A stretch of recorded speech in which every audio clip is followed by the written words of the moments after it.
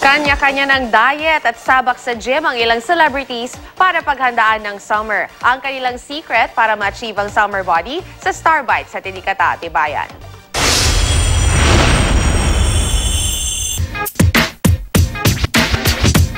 Want to achieve sexy body tulad ng kay Kapuso It Girl na si Solenn Yusaf bago ang summer break?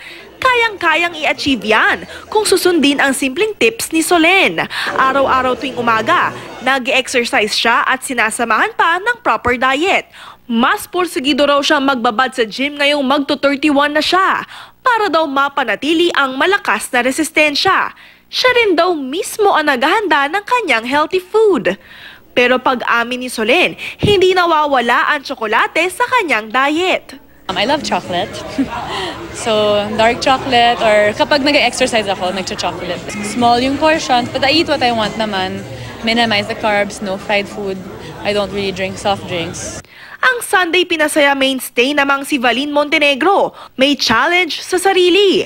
Sa loob ng isang linggo, iba't ibang fitness routines ang kanyang ginagawa tulad ng leg weight exercises at jump plunges. Iwas na rin siya sa pagkain ng junk food.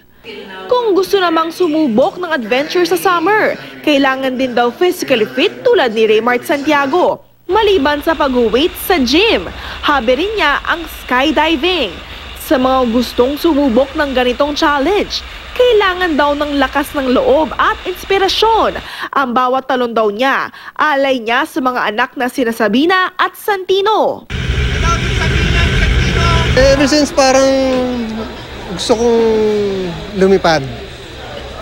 Matagal ko nang gustong mag-skydive. And yung na-experience ko, hindi ako nagkamali sa pinili kong sport. Actually, sa Santino gusto niya subukan. Katatibayan, GMA News.